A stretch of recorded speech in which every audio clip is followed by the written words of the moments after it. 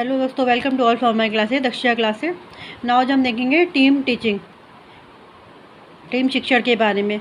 ये most important topic है आपका बीएड सेकेंड ईयर का। जैसा कि आपको पता है आपके 20 जुलाई से एग्जाम आने वाले हैं, तो हम मोस्ट इंपॉर्टेंट टॉपिक को कवर कर रहे हैं। और अगर आपको हमारी वीडियो पसंद आए तो प्लीज़ चैनल को सब्सक्राइब जरूर करिएगा, ताकि हमें आने वाली वीडियो के लिए हम मोटिवेट हो सके।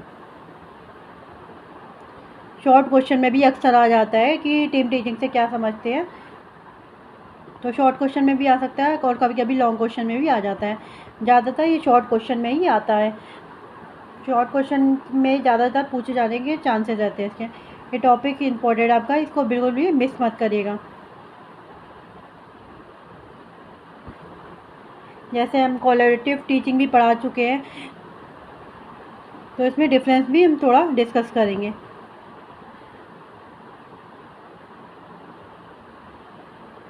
तो हम देखेंगे टीम टीचिंग, टीम शिक्षण।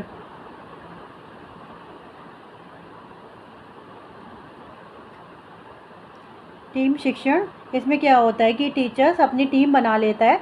4-5 टीचर्स मिलकर आपस में एक टीम बना लेते हैं, टीम क्रिएट कर लेते हैं और उस टीम में काम करते हैं और बच्चों को एजुकेशन, वो टीम काहे के लिए काम करती है? बच्चों को एजुकेशन देने के लिए, बच्चों को बेहतर एजुकेशन देने के लिए, एजुकेशन प्रोवाइड करने के लिए, बेहतर शिक्षण देने के लिए आपस में मिलजुल कर काम करते हैं।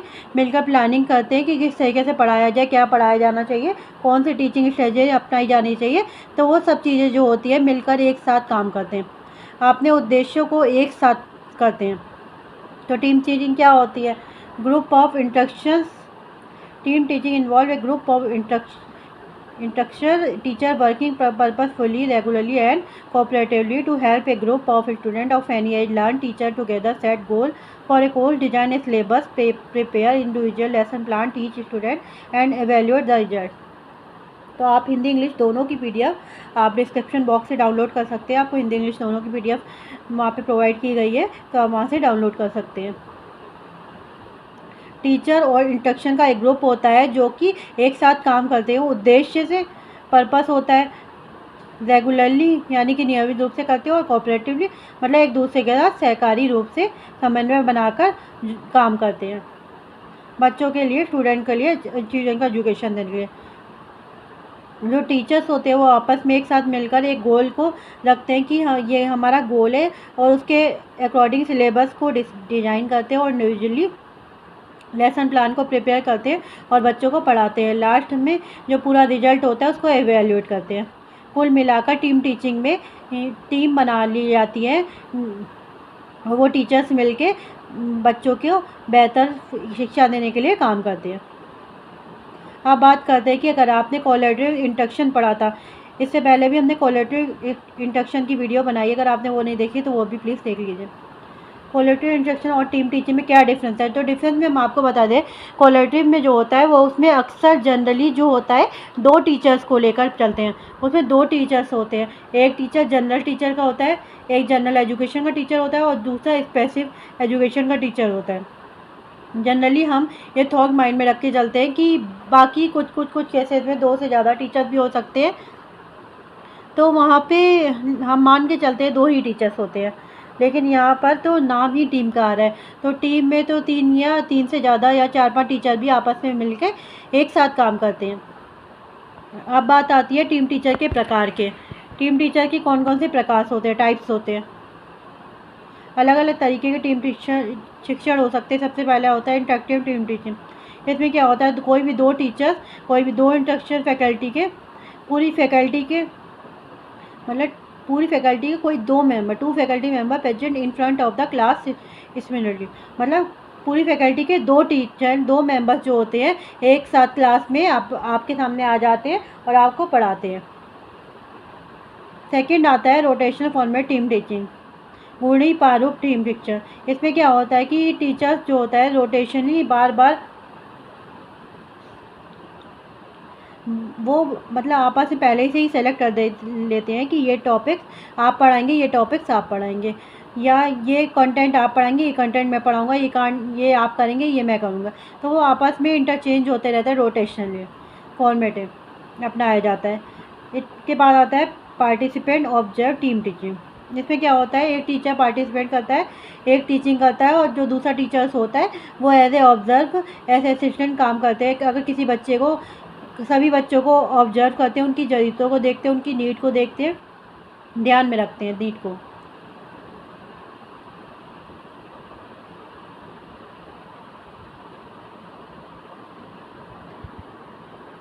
प्रतिभागी पर्यवेक्षण टीम शिक्षक क्या होता है, सभी भाग लेने वाले शिक्षक पूरी क्लास के लिए मौजूद रहते हैं, लेकिन एक समय में केवल एक ही शिक्षण करता है। अन्य शिक्षक पर्यवेक्षक के रूप में अपनी भूमिका अदा कर सकते हैं। जो अन्य शिक्षक होते हैं पर्यवेक्षक के रूप में अपनी टीचर्स अपनी भूमिका अदा कर सकते हैं। All participating faculty are present for all the classes, but only one in teaching at time. Roles that the other teacher could play as participant, observe or model learner. तो ये था participant, observe, team teaching.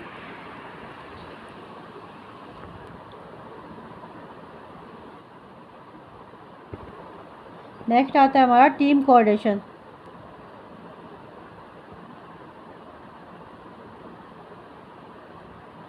मतलब participate में ये होता है कि teacher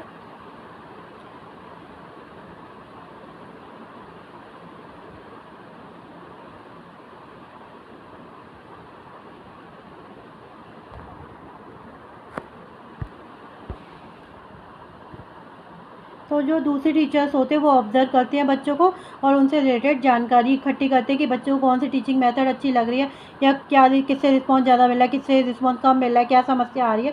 उन सभी चीज़ों को ऑब्जर्व करते हैं और उससे डाटा इकट्ठा कर लेते हैं, ताकि जो प्लानिंग करें नेक्स्ट टाइम तो उसमें वो डाटा यूज़ किया जा सके, उसी के अकॉर्डिंग अपनी लेसन प्लान को डिज़ाइन किया जा सके। तो यहाँ पर आपका ये सब देख सकते हैं। यहाँ पर जो पार्टिसिपेंट ऑब्जर्व है ये काफ़ी हद तक आपका क्वालिटी इंस्ट्रक्शन से मैच करता है। उसमें भी यही होता है कि एक टीचर जनरली रूप से टीचिंग करते हैं और दूसरा टीचर है वो ऑब्जर्व करता है, और उसमें ऑब्जर्व करने के साथ साथ बच्चों की भी मदद भी करते हैं।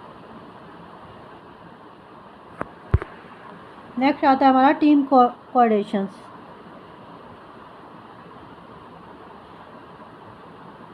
Faculty arrange and integrate a curriculum so as to maximize learning and connection using pair और लिंक कोर्सेज। अध्यापक पाठ्यक्रम को व्यवस्थित और एकीकृत करता है ताकि जोड़े या जुड़े पाठ्यक्रमों का उपयोग करके सीखने और कनेक्शन को अधिकतम किया जा सके। इसमें क्या होता है, एक पूरी टीम आपस में कोऑर्डिनेट करती है, आपस में अरेंज करती है, एक इंटीग्रेटेड करिकुलम को अरेंज करती है। मतलब एक ऐसा करिकुलम अरेंज करती है जिससे सभी सब्जेक्ट को एक साथ पढ़ाया जा सके। जैसे मान लीजिए इसमें क्या हो सकता है कि कोई एक्टिविटी रख दी गई, कोई एक लिमिटेड टाइम के बाद अच्छी सी एक्टिविटी रख दिया या प्रोग्राम रख दिया सभी टीचर्स मिलके, जिसमें क्या हो बच्चे को हर एक सब्जेक्ट से रिलेटेड कुछ ना कुछ नॉलेज मिल सके, बच्चों को एक इंटीग्रेटेड प्रोग्राम रखा जा सके। तो ये होता है आपका टीम कोऑर्डिनेशन। अब ये जो टीम को टीचिंग होती है इससे बच्चे को भी बेनिफिट होता है, टीचर्स को भी बेनिफिट होता है। अगर हम मेरिट्स की बात करें तो मेरिट टीचर के लिए भी है और स्टूडेंट के लिए भी है। ठीक उसी प्रकार से हम लिमिटेशन की बात करें तो लिमिटेशन बच्चों के लिए भी है और टीचर्स के लिए भी है। देखिए अध्यापकों के लिए benefited team teaching provide for faculty learn about teaching, शिक्षक के बारे में जानें। टीम टीचिंग का फैकल्टी के लिए क्या लाभ है, ये है लर्न अबाउट टीचिंग्स। जो शिक्षक होता है वो टीचिंग के बारे में सीखते हैं। सीधी सी बात है कि एक टीम में अगर 4 या 5-6 टीचर है तो उसमें क्या होता है कि एक टीचर जो कम एक्सपीरियंस है या कम उनको अनुभव है या न्यू है तो या इंटर्नशिप में आए हुए हैं तो उनके लिए क्या होता है फ्रेशर, तो उन्हें इन चीज़ों की ज़्यादा अच्छे से नॉलेज नहीं होती। वो दूसरे टीचर्स के साथ मिलके जब काम करते हैं तो वो भी ट्रेंड हो जाते हैं, तो वो भी शिक्षा के बारे में नई नई चीज़ें सीखने को मिलती है। Improving their own teaching skills, आपने अपने खुद के शिक्षण कौशल में सुधार करने का उनको मौका मिलता है। 2 टीचर्स होते हैं, एक टीचर का थॉट अलग होता है, दूसरे टीचर का थॉट अलग होता है।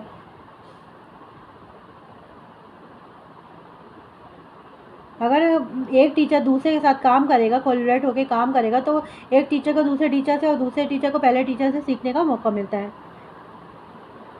तो दोनों को ही एक दूसरे सीखने को मिलता है। तो यहाँ क्या होता है, टीचर को भी एक दूसरे से सीखने को मिलता है, हम क्या नया तरीका, क्या नया इनोवेटिव आइडिया इंटरचेंज कर सकते हैं और कैसे अपने टीचिंग मेथड को इम्प्रूव कर सकते हैं। Have opportunity to socialise graduate student into the world of teachings. स्नातक छात्रों को शिक्षण की दुनिया में सामूहिकरण करने के लिए अवसर मिले। जो ग्रेजुएटेड स्टूडेंट होते हैं उनको शिक्षा की दुनिया में सामूहिकरण करने के अवसर मिलते हैं, यानी कि उनको सोशलाइज करने के भी अपॉर्चुनिटी मिल जाती है। Steps out of their comfort zone. यहाँ पर क्या होते हैं कि सभी टीचर्स जो होते हैं वो अपने कंफर्ट जोन से थोड़े से बाहर निकलते हैं। कंफर्ट जोन क्या हो गया, हमें हमारी एक टीचिंग स्ट्रेटजी, हम उसी पर काम करते हैं, कोई नया कुछ सोचने की कोशिश नहीं करता। लेकिन जब हम टीम में काम करते हैं तो कहीं ना कहीं हमें इनोवेटिव सोचने का प्रेशर हमारे माइंड में होता है, या फिर जब कोई काम एक साथ हो रहा है तो दूसरे टीचर्स कोई इंस्ट्रक्शन दे रहे हैं तो उनके अकॉर्डिंग कोई काम चल रहा है तो हमें भी उनके अकॉर्डिंग काम को आगे बढ़ाना होता है। तो यहाँ पर हम कहीं ना कहीं अपने कंफर्ट जोन से आगे निकलना होता है। See teaching through the learner eyes. इसमें क्या होता है कि हम जो टीचर्स होते हैं हम पूरी की पूरी टीचिंग प्रोसेस को, पूरे शिक्षण को स्टूडेंट के पॉइंट ऑफ व्यू से देखते हैं, लर्नर के पॉइंट ऑफ व्यू से देखते हैं। यहाँ पर ये ध्यान रखा जाता है, प्लानिंग की जाती है कि बच्चे क्या सोचते हैं, बच्चे की किस तरह का सोचते हैं, उनका किस तरीके से लेसन प्लान अच्छा रहेगा। तो यहाँ पर टीचर्स जो टीचिंग को लर्नर की आई से देते हैं, मतलब लर्नर के पॉइंट ऑफ व्यू से देखते हैं। Gain new insight into their disciplines. उन्हें अपने विषयों में अंतर्दृष्टि प्राप्त होती है, मतलब क्या होते हैं, अपने सब्जेक्ट से रिलेटेड कुछ नई नई नॉलेज प्राप्त होती रहती है।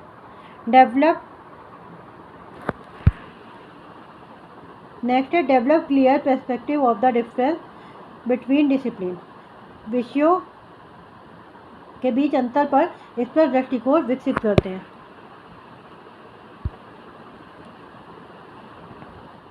यहाँ पर उन्हें अलग अलग डिसिप्लिन, अलग अलग जो सब्जेक्ट होते हैं उनके बीच का एग्जैक्टली क्या डिफरेंस है और कितनी सिमिलैरिटी है वो भी इन्हें क्लियर हो जाती है।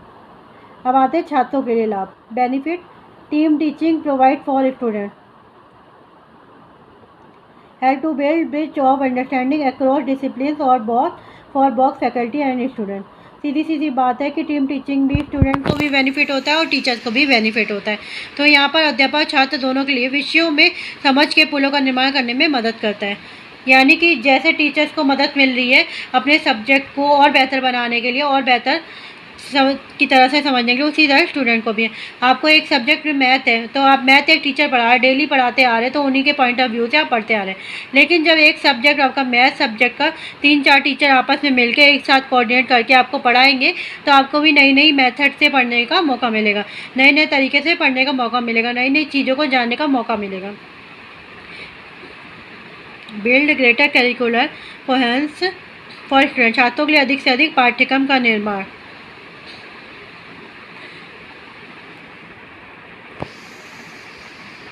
Create a greater sense of academic community. Academic समुदाय की अधिक समझ पैदा करना। इसी तरीके से बेनिफिट ये बच्चों को मिल जाते हैं। Improve student teacher relationship. इसमें क्या होता है कि अध्यापक छात्र के आपस में संबंध इम्प्रूव होते हैं, क्योंकि जो टीचर्स होते हैं बच्चों के पॉइंट ऑफ व्यू से देखते हैं और बच्चों को भी टीचिंग इंटरेस्टिंग लगने लगती है, यानी कि टीचर्स भी उन्हें पसंद आने लगते हैं। और कोई क्लास में अगर टीचर आए वो अगर आपको उनके पढ़ाने का तरीका नहीं समझ में आ रहा है तो आप बोर होने लगेंगे और आपको वो टीचर भी पसंद नहीं आएगा। लेकिन अगर आपको उनका टीचिंग मेथड अच्छा लग रहा है तो कहीं ना कहीं वही टीचर आपके फेवरेट बन जाते हैं, आपके आइडियल बन जाते हैं। तो ये थे इसके बेनिफिट स्टूडेंट के। अब हम पढ़ते हैं challenging that team teaching process of faculty. अध्यापक के लिए क्या क्या चुनौती होती है, क्या क्या लिमिटेशन है, क्या क्या चैलेंजेस आते हैं फॉर फैकल्टी। टीचर्स को क्या क्या चैलेंज आते हैं। Lack of sufficient time for collaborative work exist. यहाँ पर कोलैबोरेटिव वर्क जब होता है, जब टीम टीचिंग होती है, उसके लिए जो पूरा प्रोसेस चलता है, पूरी प्लानिंग चलती है, पूरा डिज़ाइन चलता है, तो उसमें अच्छे खासे समय की ज़रूरत होती है, अच्छे खासे टाइम की ज़रूरत होती है। तो यहाँ पर टाइम की कमी रह जाती है। Lack of training in group dynamic exchange. यहाँ पर जो ग्रुप को चलाए रखने के लिए, टीम को बनाए रखने के लिए जो ट्रेनिंग चाहिए होती है उसकी भी कमी रहती है, क्योंकि सभी टीचर्स नॉर्मल होते हैं, उनके आपस में इश्यू रहते हैं, आपस में एक दूसरे से अंडरस्टैंडिंग नहीं बनती, तो कहीं ना कहीं ये टीम टीचिंग से बिल्कुल ही बेकार हो जाती है। Problem with overlapping roles exist. यहाँ पर अगर कोई एक रोल ऐसा है जो दो या दो से अधिक टीचर को प्ले कर रहा है तो वहाँ पर भी प्रॉब्लम आ जाती है। Individual autonomy is lost. यहाँ पर व्यक्ति की जो टीचर्स होती है उनकी सहायता ख़त्म हो जाती है, यानी कि उसकी खुद की कोई भी सहायता नहीं होती, खुद की पूरा मतलब खुद की उनकी ऑटोनॉमी नहीं होती, पूरी टीम की ऑटोनॉमी हो जाती है। जैसे जैसे कोलैबोरेटिव में बताया था हमने, दो टीचर अगर पढ़ा रहे तो दोनों की कोई इक्वल, तो अगर दो टीचर पढ़ा रहे तो दोनों की इक्वल रिस्पॉन्सिबिलिटी होएगी, इक्वल।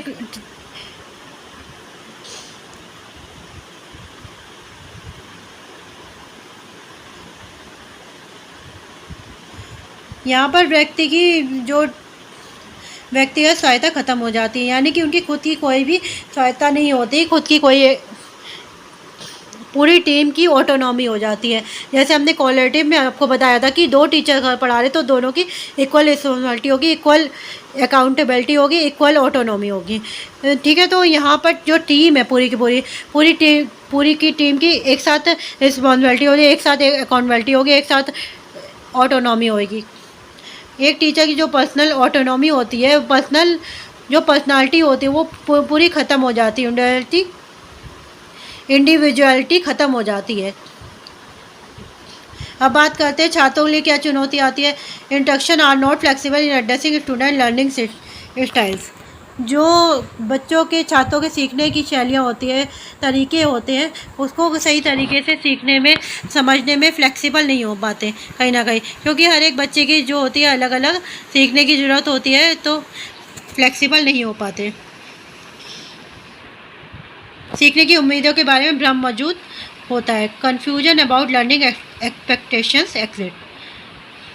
यहाँ पर बच्चे कितना सीखेंगे, उसमें कितनी उम्मीद है बच्चे की, उस पर कन्फ्यूजन रहता है। डिस्पैरिटी इन एवल्यूशन एग्जिस्ट। मूल्यांकन में असमानता विद्यमान होती है।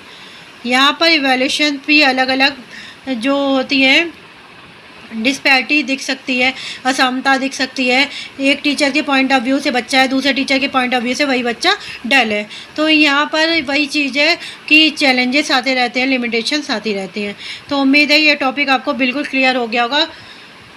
अगर हम बात करते हैं कोलैबोरेटिव टीचिंग्स की और टीम टीचिंग की, तो दोनों में हमने आपको डिफरेंस बता दिया है। अगर ये वीडियो देखी हो और उसके बाद आप अपने पॉइंट ऑफ व्यू से भी लिख सकते हैं। अगर आपने वीडियो देख लिया है तो उसके आप अपने आप से भी बना के लिख सकते हैं। अगर आपको पता ही नहीं होगा कि लिखना क्या है तो आप कैसे बनाएंगे। तो अगर आपने ये वीडियो देखी है तो आपको टॉपिक क्लियर हो गया होगा और आप अपने मन से भी बना के लिख सकते हैं।